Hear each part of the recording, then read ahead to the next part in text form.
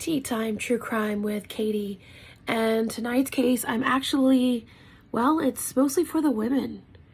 So let me get to the Brittany Smith case. So the Brittany Smith case is a girl named Brittany, and she is a mother of like 3 or 4 kids.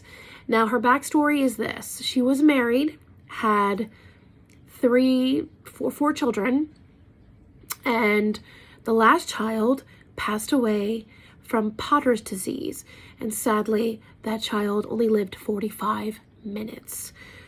With the dissolving of her marriage, not having good relationships, and also the mental strain of her life, she turned to drugs and she lost her children. She lost custody.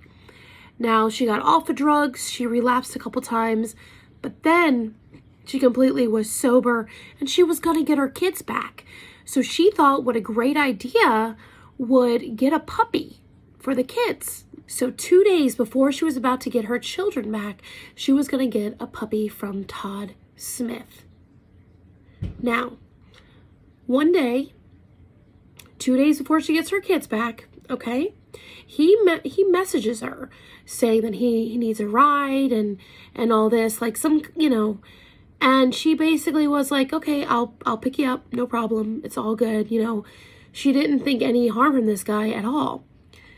But she was like, you can stay here for like a night, this ain't no crash house, I'm going to get my kids back, And she said he just snapped all of a sudden,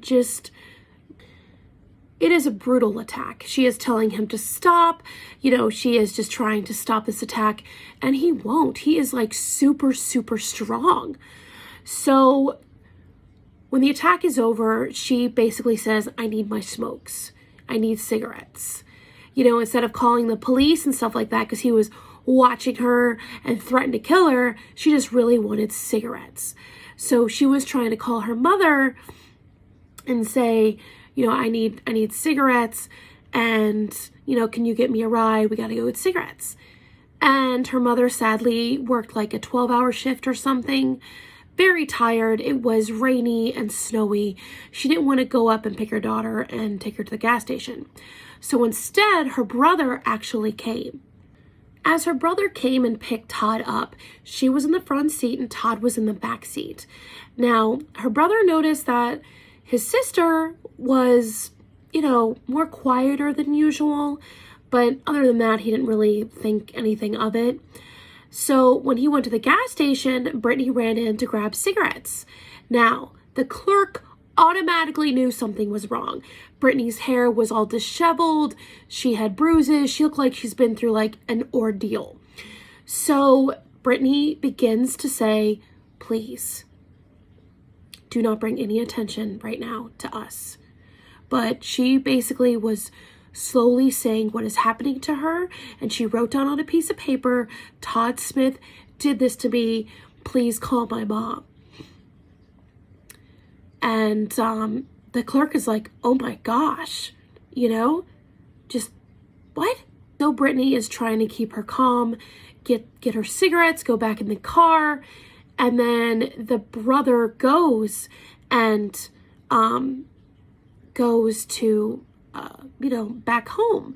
But before he goes back home and Todd gets out of the car, Brittany's like, go back to the gas station and talk to the clerk. He's kind of annoyed and he's like, okay, all right, yeah, whatever. So like he goes to the gas station, talks to the clerk, finds out his sister has been SA'd. He is so furious that he leaves and just immediately goes back to his sister's house. So he goes to confront Todd, and Todd is like this crazy maniac guy, and they get into this big fight, and he's trying to help his sister, and she's just like, come on, let's just leave, let's just go. But Todd starts like having her brother in a headlock, in a chokehold, and was like threatening to kill them. And there was a gun on the counter. She grabbed the gun and shot not once, but 3 times, because she said for the first time, it didn't even faze Todd. The second time, no, it was the third time. So Brittany ultimately ends up killing Todd. They call the police, and get this, you guys, the brother took the fall because he thought if he told the police that Todd was attacking her and that he killed him, then, it would be just an easier kind of, I guess, punishment. Brittany's conscience got the best of her, though. The next day, she turned herself in, said her story, and of course, by then, if you lie the first time, you have horrible credibility now. This is where the women are going to get upset. Even though there is literally injuries on this poor girl, like, I'm going to list them right now on this the screen. There is a lot of injuries. And when they go to court and she tries to do stand your ground case, the judge dismissed it. She denied it pretty much. She just said, no. For manslaughter, you are supposed to have 25 years in prison. Brittany is shocked. She is floored. She realizes that she'll never see her kids again, which is another reason why her brother took the fall, because he wanted his sister to see her children again. They also said that there was really no evidence of SA. And honestly, while you watch the documentary, they say that there are evidence, but it just depends. Like, it's really hard to find out if someone's been SA'd, but she clearly was abused. There was bruises and scratch marks and strangulation marks, like a lot of her on her body. So by 2018, this case got media attention. And then all these survivors of, SA and abuse and everything were going to Brittany's side and saying, we will stand with you if you go to trial. But Brittany ultimately did not want to gamble on 25 years to life. So the judge took her case again, and this is where it hurts. She actually did the plea bargain. Now the plea bargain was 18 months in prison and probation and all that. But the thing is, Brittany, and you'll see it in the documentary, she cannot find a job because she is a convicted felon for murder. So her life is ruined. You're probably wondering, why didn't she call 911 right away? Why did she want to talk to her mom?